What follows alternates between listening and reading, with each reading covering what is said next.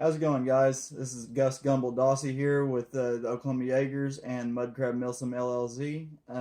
We are here to talk about Wargames Oklahoma. Joining me today is Jeff Murphy. Hey guys, I'm Jeff Murphy. I'm one of the founders of Mudcrab Milsim and one of the game designers and game organizers for this event. We were wanting to do a series of videos covering some of the topics of Wargame Oklahoma, such as rules, updated mechanics. What is Wargame Oklahoma? Several years ago, one of the other Mudcrab Milsim members who isn't here with us today, Wade Yancey, approached me and asked if we could design a Milsim experience on the Oklahoma D-Day Adventure Park field that went along with the ideas of an actual military war game. Like, this isn't just a points, gotta capture points, like you get a score and therefore you're declared the winner.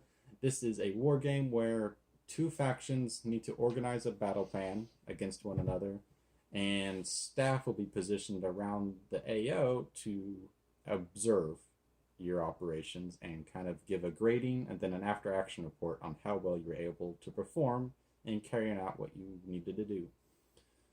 And I think the most exciting part of that idea is the fact that the battle plan, the organization, the logistics is all up to the players. We said, if you're doing that sort of thing, the players need to be the ones involved and the ones in charge of what really goes down, what's really important when it comes to the battlefield and game on. And which is where kind of, where I came in, having the background and experience in airsoft Milsim events and different things like that, on going into how to do these strategies, how to go about, some of the methods of the transition between a paintball style event and an airsoft style event, but the really cool aspects is being able to, as players, step in and control as much of our game and our gameplay as possible. Being able to decide, like, you ain't got to be here, but this is something that's important, so you kind of need to plan around it, type thing. As a commander, I've got to see a completely awesome development of how the strategy is has adapted, and how the other side will adapt to what you're doing, and the ebb and flow of the game in itself. So that in itself gives the players more of the ability to decide how and what the outcome will be. And speaking of players, I guess one of the big things that comes about with having a war game is the players have commanders that are elected through, other players and vetted by game staff. From the game staff perspective, we needed to obviously make two factions. We're going to fight against each other.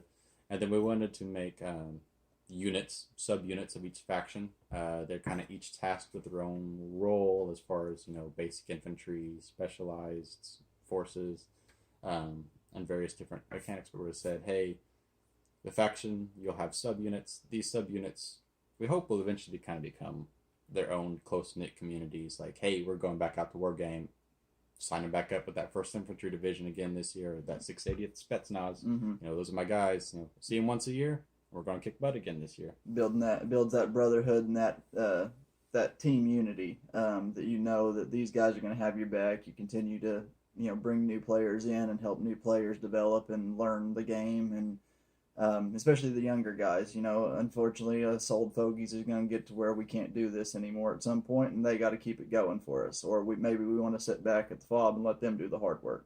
Milsim events, there's a lot of people who go real hardcore with airsoft, and the Milsim events are that peak of that experience and getting into it. Absolutely. But there's trying to get new players into the game and trying to ease them into the Milsim experience, which can be pretty daunting for some of those people. But we're like, hey, let's give them a taste of that in a very accessible format. So it's not a 24-hour event, 48-hour event. You don't stay on the field the whole time. You leave the field eventually and go back to camp, and we have activities and stuff back there.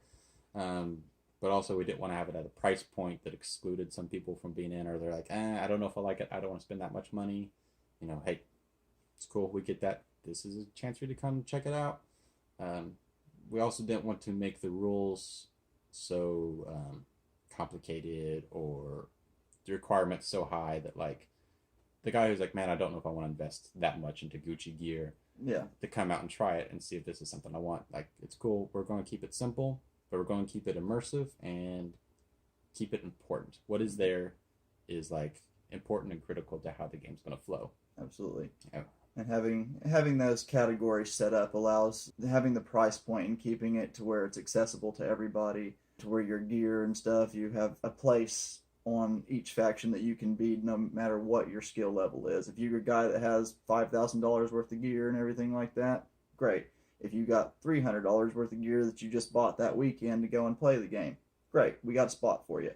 It allows somebody to get in at a price point that's not, hundreds of dollars or nearly $200 to be able to come out and try something and figure out if you like it or not, or if you're even able to do it. Said some of these AOs are very demanding. Like D-Day is known for, it will chew you up and spit you out if you're not ready for her. So you got to be on your toes and be ready to go when you go out there, whether you're a beginner or not. You got to make sure to listen to your body and understand that it's a monster out there, but it's a really great field, one of the best experiences you'll ever have if you go about it the right way. And like I said, we like to extend that to our veteran players, and what we expect from our guys that have been doing this a long time is to take the newer ones that are coming in under your wing and kind of give them that inside intel of, look, man, what you're going to need to do is make sure that you're drinking a gallon of water a day, months before. You got to be ready for it, because if you don't, you're a heat cat, and then that ruins your whole Milsim event because you didn't know any better. And then there you go. So like I said, that's actually a challenge out there to you veteran guys and stuff that have been doing this a long time. You got somebody, or you see somebody that's asking questions, or you got somebody out on the field that's asking questions, don't shoo them off, don't ignore them. If you hear questions, chime in and help them out. That's what we're trying to build here. I think that brings up a very important point with this sort of organization of a game, and like the community aspect is leadership roles are important, and like we sort of represent that with like the command structure. Like each subunit has a commanding officer or an executive officer.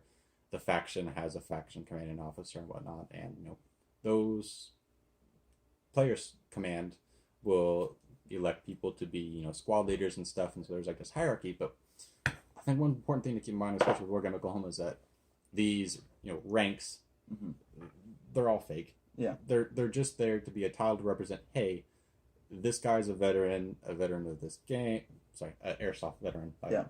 Some real veterans out there too, but we're speaking as far as veterans of airsoft or Milsim. Yeah, this is an experienced player. That's a better term. Yeah, and their rank in the game does not mean you have to listen to them. Like, it's a game to have fun. The rank as they represent, you should probably listen to them, because what they're saying probably has some merit, and their job, that they've been given as a leadership role, is to make sure that all players under them are safe, that they're having a good time, that they understand what's going on. So they're there to help support you and make sure that you have the best time possible.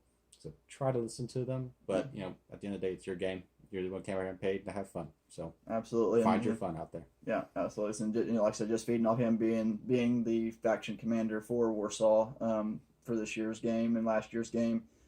Like I said, if everybody's having fun, I don't care really win or lose. It doesn't really matter to me. I want to win. I'm going to do what I got to do and relay the information that I need to make sure that we are on the right track to win. And it's one of those things. If I'm like, hey, I got this thing I need you to do, and you're like, no, I don't want to do that. I would rather go over here and go and pew at people the whole time. Like, that's fine. I'm gonna turn to the next guy. I'm gonna find somebody else. There ain't no reason for me to get angry with you or yell at you or down you or tell you that you are going to do this, because bottom line is I'm a nobody.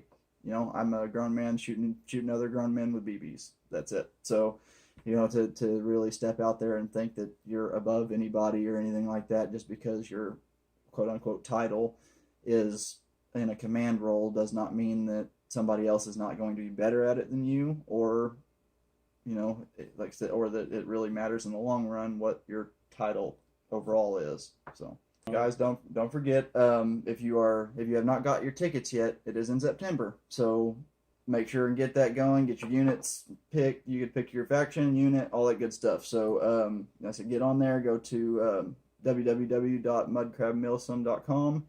It'll pull up the website. It's very, very broad right in front of your face as soon as you get there to be able to get your tickets. So get over there and check it out. It's got all the information for the event on there. You guys get over there and let's get it going. Warsaw or NATO, don't matter. We're going to get out there and have fun, guys. All right. See y'all in the next video.